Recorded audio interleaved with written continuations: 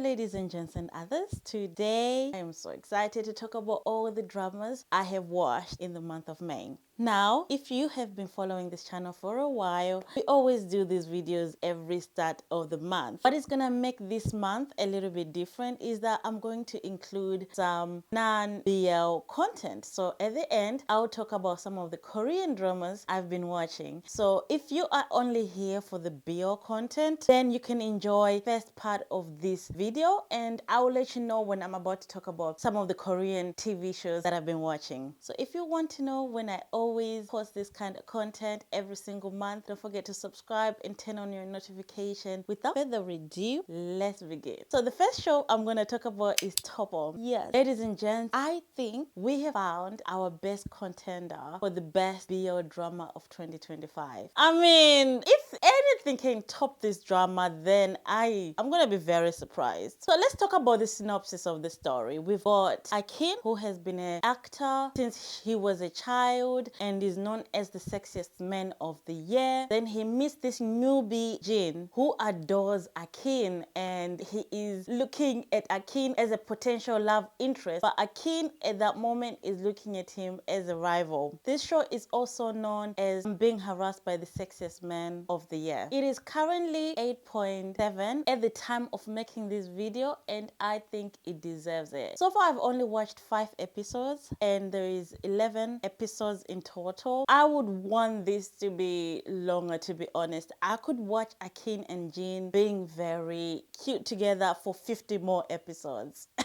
I am in love with this show, if you don't know yet. This is what I mean when someone sits down and writes a script, when someone directs a show with passion. Now, I can't believe Boss, who is the actual director for the show, he has directed some music video, but this is his first drama, and I can't believe it because it's so good. It's better than some of these dramas that are being pumped out by these directors that have been directing for decades. But you have this newcomer Boss that is just doing amazingly. I can't believe it. I can't wait to see what more he has in store. I will definitely be following this director, and I can feel his passion for film. I can see that he studied a lot. He has taken his time to make a good piece of work. I mean, from the very first episode, everything is flowing. There is no scene that is out of place, and everything is shot so well. There is no scene that lingers for too long. In fact, sometimes a scene finishes and you're like, I would have wanted to marinate more, just a moment more in that scene, but we move on to the next, and I just love that. I am adoring just the direction of this drama. Firstly, the music is really good. I really like the music, especially the opening and the closing. But everything I have said wouldn't matter if Smart and Boom were terrible actors. I can't believe we had such gems in this industry for all this time. Like, where have they been hiding? Is this the Thailand they've been hiding, or were they in another country like hiding? I can't believe there is such talented actors, like, and we don't even know them. Now, I know that Smart has been in Love in the Air, but I don't even remember. I guess he was a guest role, but I don't even remember him. To be honest, they really sell this idea and concept that they are the sexiest men of the year, especially Boom. He really sells that fact that he is the sexiest man of the year. He's a big star. He's really embodied that star quality inside of him, and I was really surprised. I was not expecting such a high level of performance when I started watching this, to be honest.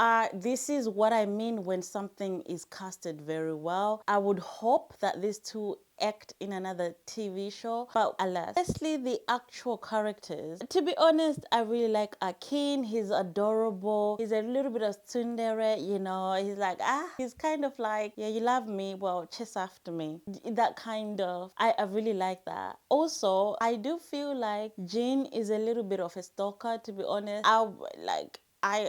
he's a lot. You know, he can be a lot, right? Especially at the beginnings of the show.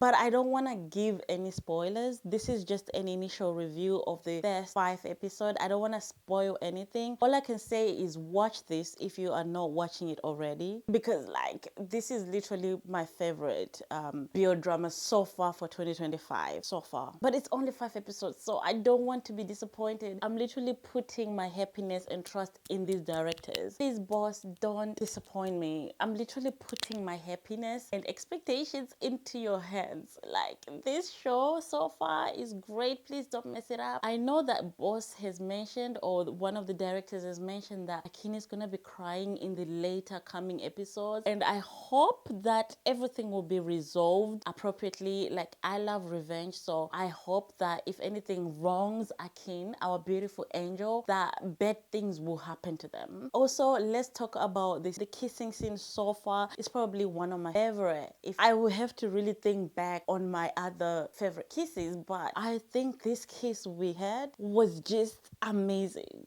We had the perfect kiss.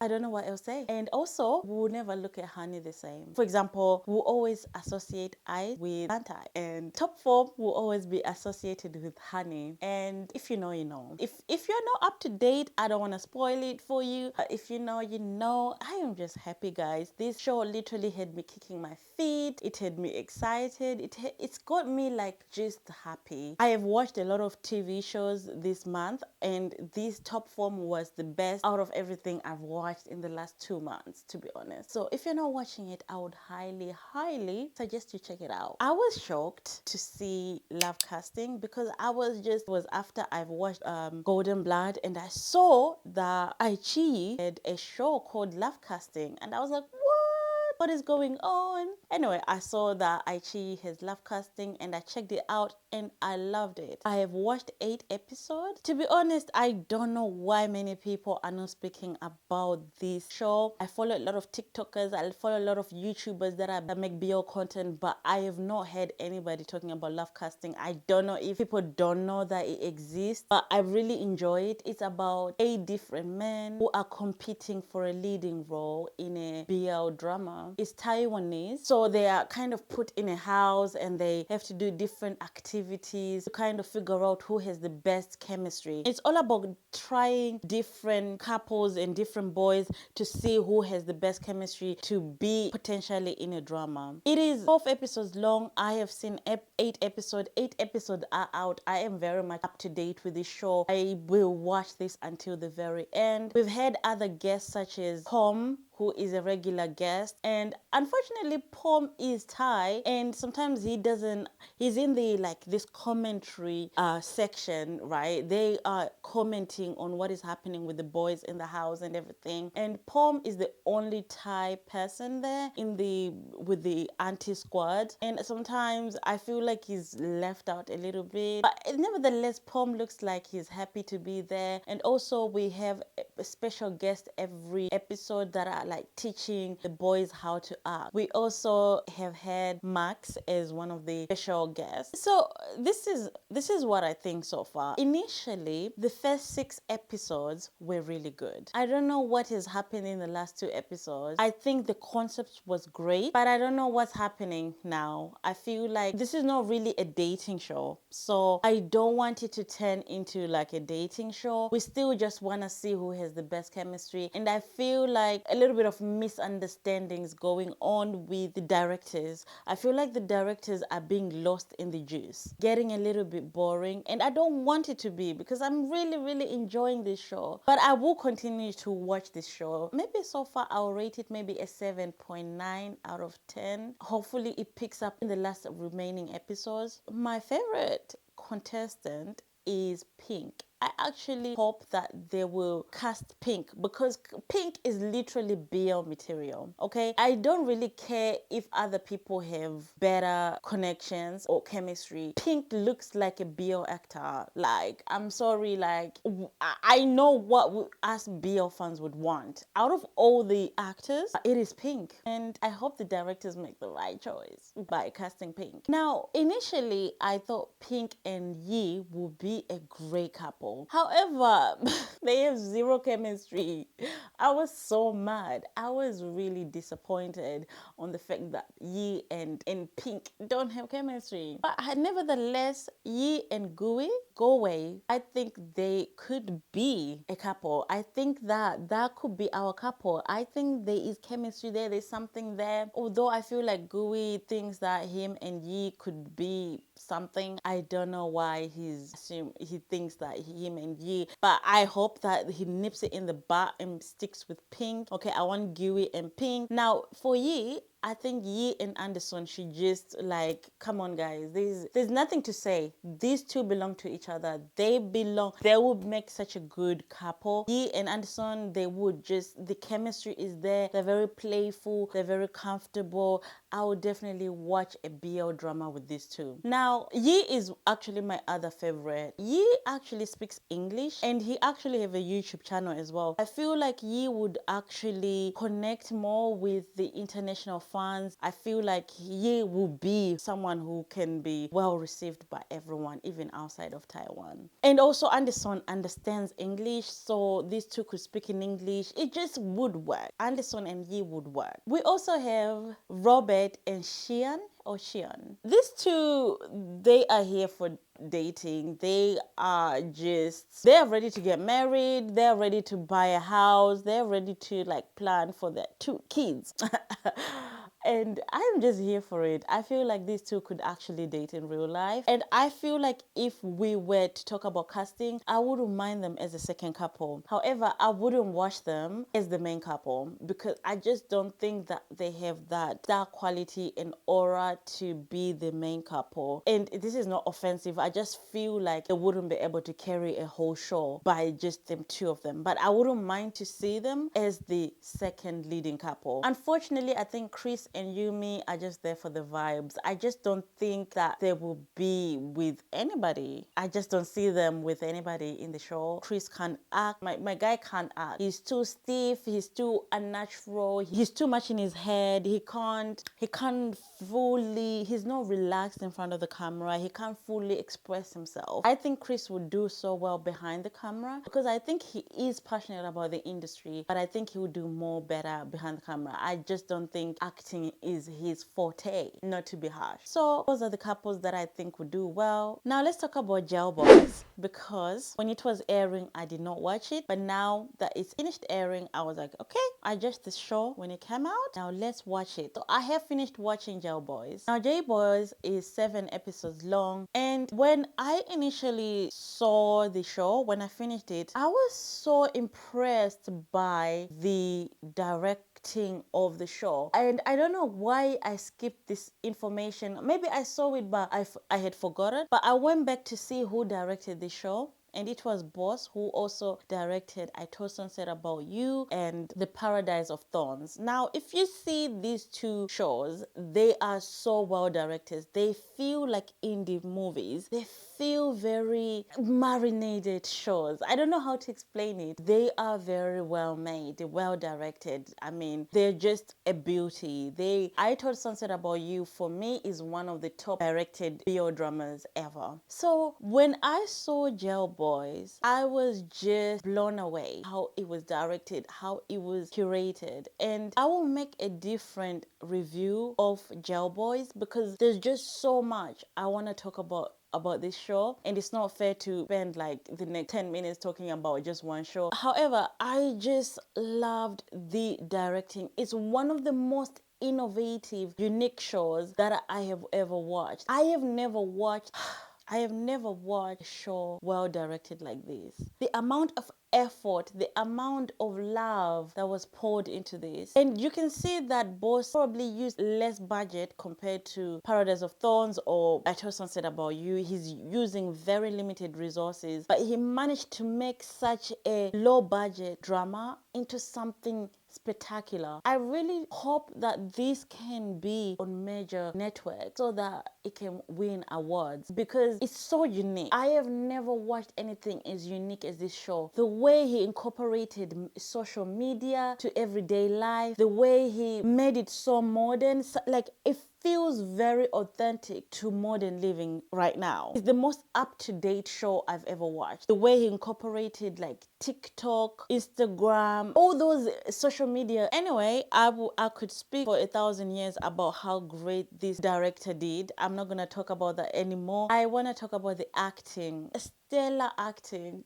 It's just amazing. I really enjoyed the act. Only problem I had was the script. I think that the script could have been better. It could have been revised a bit better. We had a chance to create something, a story quite unique, and I just didn't find the story that unique, unfortunately. And one of the reasons why I didn't check it out was because of the story. It sounded stupid. And when I watched it, yes, some parts were very stupid, some parts could have been better. So really, I do blame the script writing, but I enjoyed the show overall. It was a feast to my eyes. I really enjoyed it. The boys did a great job. I always want to see all the boys act in a different show with better scripting so that I can see the full range of their emotions. But other than that, I really enjoyed the show. I will go into detail in another video. Definitely recommend the show. It currently is 8.3. I do think that this is appropriate. I will rate it maybe a 7.9 out of 10. The directing is one of the most unique directing, so I did enjoy even the visual. The music in the show was very engaging. It was just,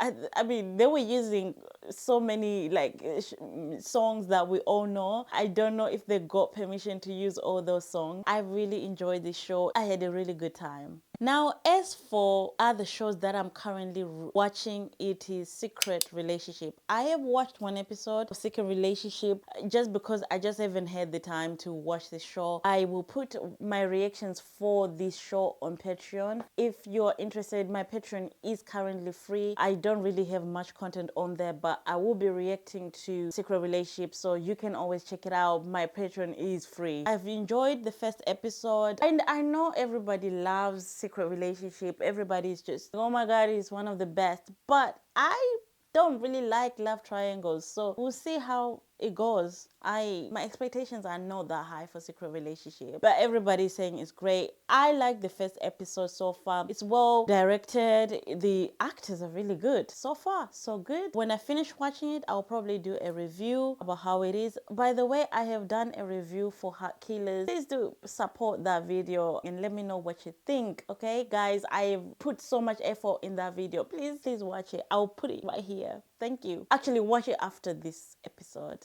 after this video. Thank you. Now, I have been watching Golden Blood. I have been reacting to it. I have 2 episodes already out. I know so far 3 more episodes are out. I will continue to react to this show. I have literally not had an opportunity to watch this show, this last few episodes yet. So far, I enjoy it. I really like it. I think Joss and Gawain have chemistry, and I really am enjoying watching them outside of Golden Blood in terms of like their interaction. It's actually very cute, and I am very surprised at how comfortable Joss is with everything. He is more comfortable with this pairing more than Gawain, and I am here for it. I am not in love with the script. I'm gonna just say it right now. The directing is not too bad, to be honest. I was expecting directing that is all over the place. I was expecting bad visual effects and all that. So that really is not my main concern. My main concern is the story. Of course, I've only watched 2 episodes, but the 2 episodes I've watched, I'm not loving the story. I'm not in love.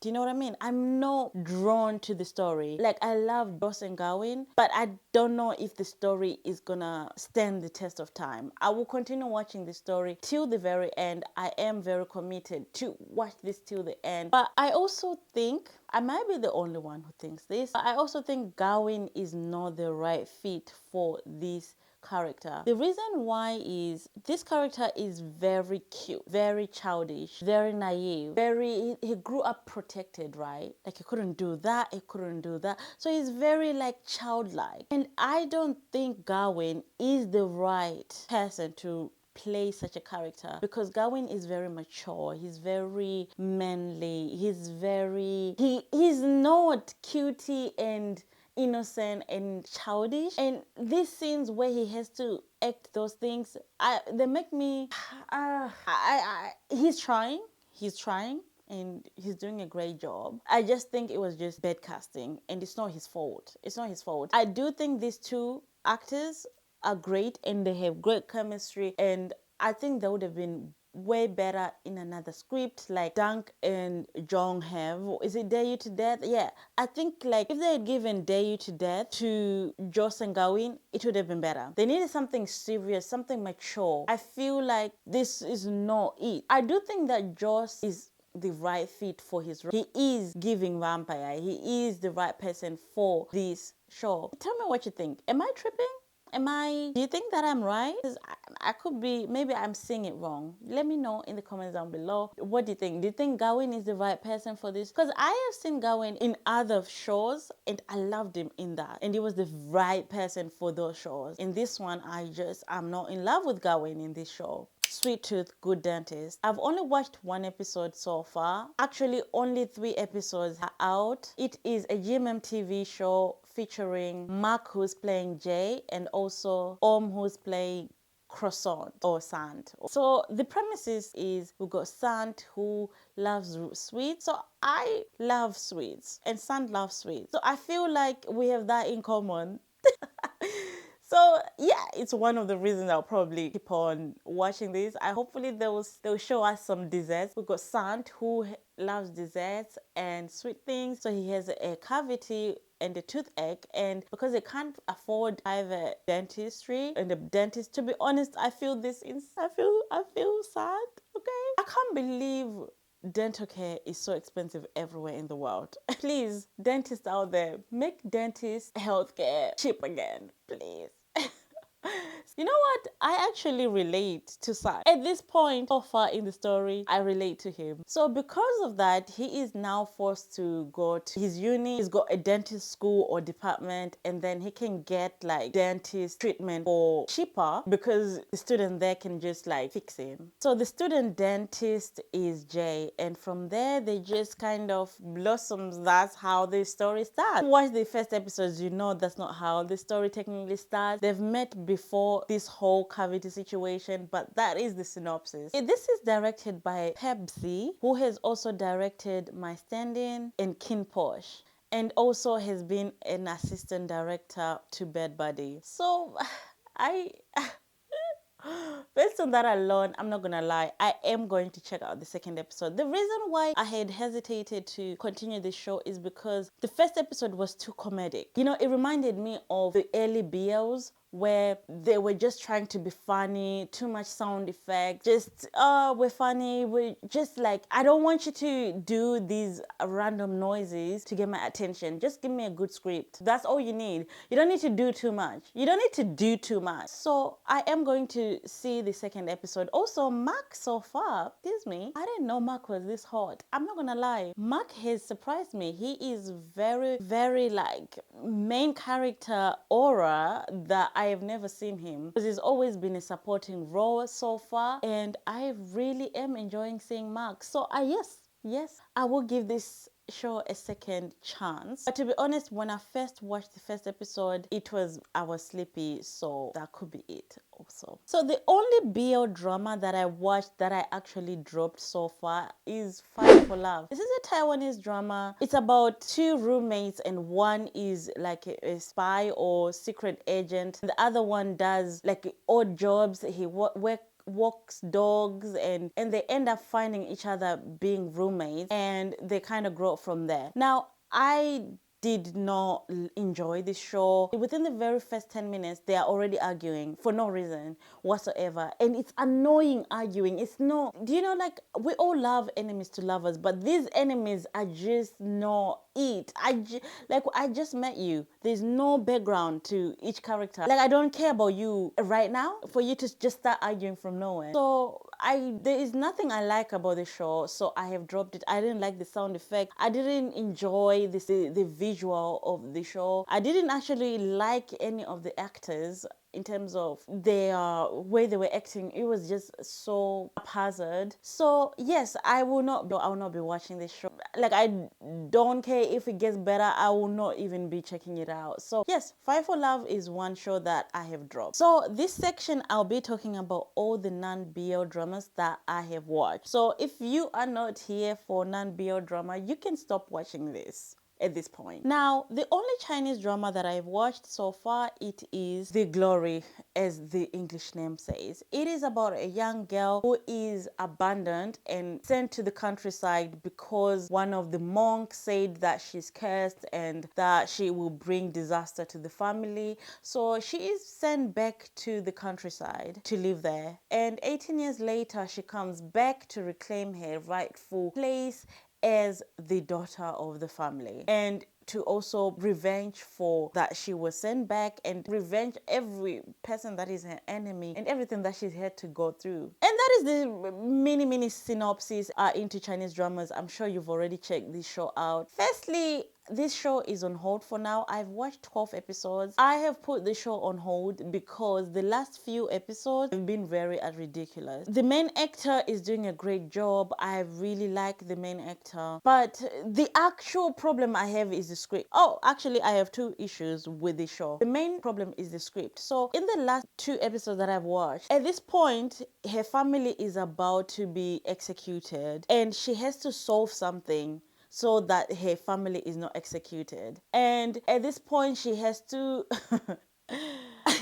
I don't know why the directors and the script writers, I don't think they were in the right mind. And it's so unfortunate because I love Chinese revenge dramas. This could have been so good, guys. This could have been so good. I don't like stupid ass scenes. I don't like scenes that are stupid. So anyway, her family is about to die, right? They've got 24 hours. This girl manages to solve something that is taken decades and decades to be solved. And she does all those things, like including going undercover in one of these prestigious like royal households as a maid, and to get this information from one of the this woman, and this woman just gives the information, and from there she manages to steal this key from male lead and she outsmarts him. This is all happening in the space of 24 hours. She manages to find the location of this missing person who can prove that her family is not guilty, and this person is like miles away. She finds where he is staying. She gets there, anyway, she gets drugged and then she falls asleep. She wakes up. This is all in the space of 24 hours. Finds out that he's actually dead and buried in the soil, and then she uses her hands, and it's freezing by the way, fingers, to dig in and to find this body. And if you know how hard it is to dig deep into anything, anyway, she digs this body, right, and she has to drag this body into the capital. And for some reason, this magic plank thingy where she can use to drag the person's body into the city appears from nowhere, not explained. And then she puts the body into the plank and she drags the body into the capital, these miles and miles, and it's freezing, and she's just doing it by herself, and she's dragging this body. I have never seen such ridiculous story writing. The first 12 episodes were great. I don't know who messed up the script. I don't know what happened. What happened? This was so ridiculous, and I was so disappointed because I was enjoying this show until episode 12.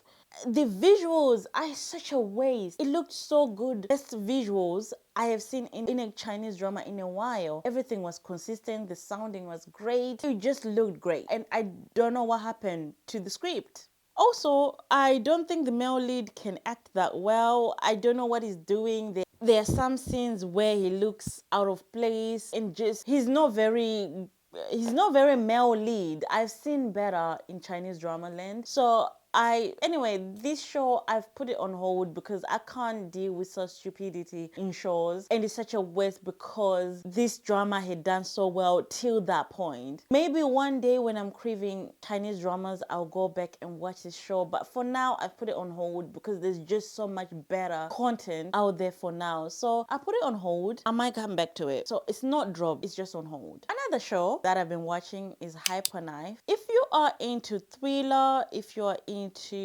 psychopaths, medical drama, psychology, that kind of genre, this is for you. It's about a neurosurgeon who is known as one of the best neurosurgeons in Korea, called Choi. So Choi has a student called Jun Se-ok. And it's really hard to talk about this show without spoiling, but basically it's about their relationship as these two. An incident happened and Choi has to kind of fire Se-ok from her internship, and many years later, through some events, they meet again, and you kind of just see their relationship from there.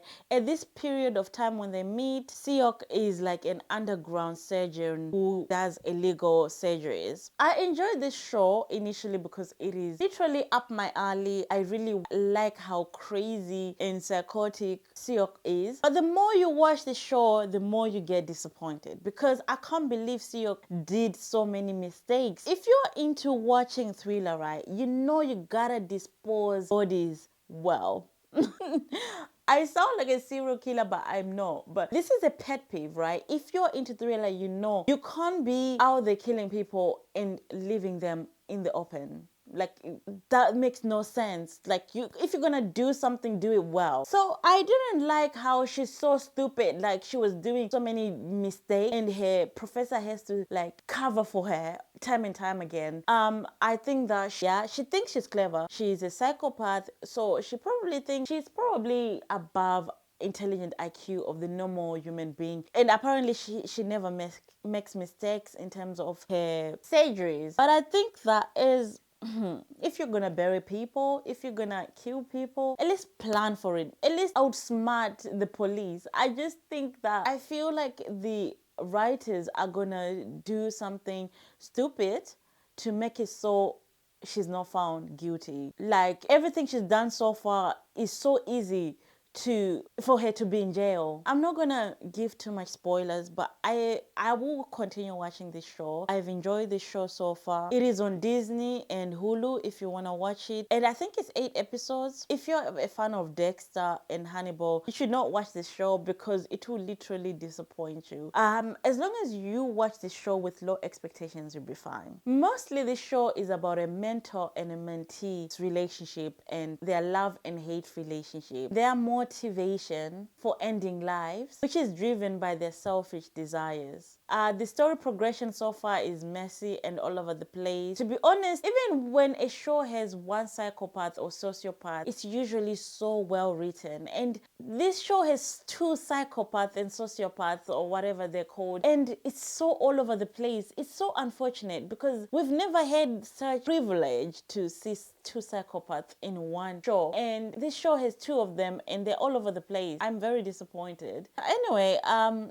will continue watching this show. Like I said, I love the genre, but it could have been better. It could have been better. It could have been well produced. It could have been better written. I am looking forward to how they avoid jail time, to be honest, because if it was up to me, they would be in jail. It's so easy to find them guilty. So easy. So easy. The other drama I have finished watching is Karma. It's on Netflix. Only 6 episodes long. Without spoiling it very much, it is murder happens, and from that murder we see how the murder came to be and all the other characters associated to that murder, and everybody associated with that murder is a bad person. Everyone. And how they eventually get their karma. And it is beautiful. If you like revenge dramas, if you like the glory, you will like this one. And karma was served hot and sweet, and everybody got an appropriate ending. The ending was satisfying, and it's not every day do you get a revenge drama that gives you an amazing, satisfying end. This did. It was so satisfying. I am very happy. I watched this show. It was entertaining. You only see the big picture right at the end when everything is concluded. It was very clever how they did everything. It's one of those you can't give anything without spoiling. It's definitely a mystery. You have to figure things out yourself. It is on Netflix. If you're into thriller, if you're into mystery, you will definitely love this show. It's not really romance based. There is romantic couples in the show, but it's not based on romance. It's based on more on the murder that happens. I would definitely rate this show an 8 out of 10. Very enjoyable. The only problem I have is that I feel like the visual direction, I've seen better K-drama that are visually directed way better, like that look better. I just feel like all the effort was spent on the script, which is great, which is amazing, and I love the script. There was no plot holes, there was no problems at all, but I just think it could have looked more polished. It could have, that extra mile was not taken to make this drama visually pleasing. I think it's standard Korean drama, but it didn't stand out in terms of visualization. And like I said, the biggest strength for this show is definitely the script. Everything that happens, every action that happens has a consequence. Everything has a reason of why it happens. There is more to it than just what they're doing. This is not really a series that took twists or did things to shock you for the sake of shocking you. And I really like that. It treated us, the viewers, very intelligently. It knew that we will follow the story. It trusted that we'll keep up. Because this show is not very linear in terms of storytelling. It's not like this is because of this.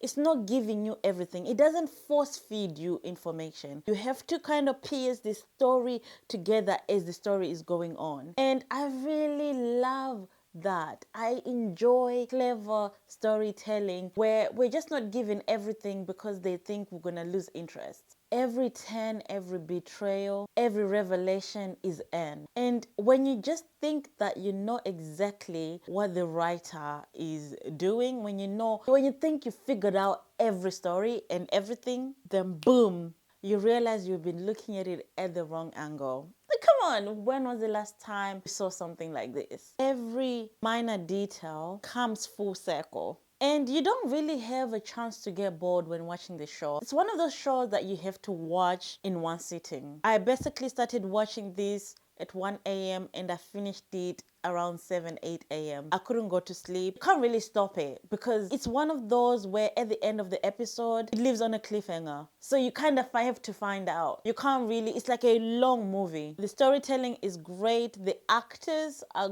great. I really enjoyed all the actors and they really managed to get under my skin, right there in my skin. I felt annoyance. I think it was just a really nice piece of work. I enjoyed it as someone who is a fan of the genre. And it really reveals the dark side of human psyche and human nature. Yeah, I enjoyed this. I would highly recommend it. 8 out of 10. But I really think that it's a good and acceptable, great piece of work. So those are all the dramas I have been watching. Outside of that, I watched Adolescence. I really enjoyed the storytelling of Adolescence and the message. I won't go into deeply about that, but I really enjoyed the storytelling, just seeing the way they shot a continuous sequence without any cuts from the very first episode.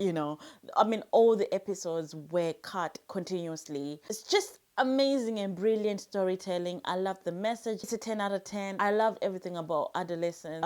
There's so many people that have gone into detail about Adolescence that I will not go into. That is the only Western show I have watched this month, actually, which is surprising. I normally watch 2 or 3, but I have not found the time. But yeah, those are all the dramas that I've watched this month. I do these reviews every month, so please do subscribe, turn on your notification so that you can be alerted each time I do these dramas. And with that being said, have a great day and thank you for watching. Goodbye.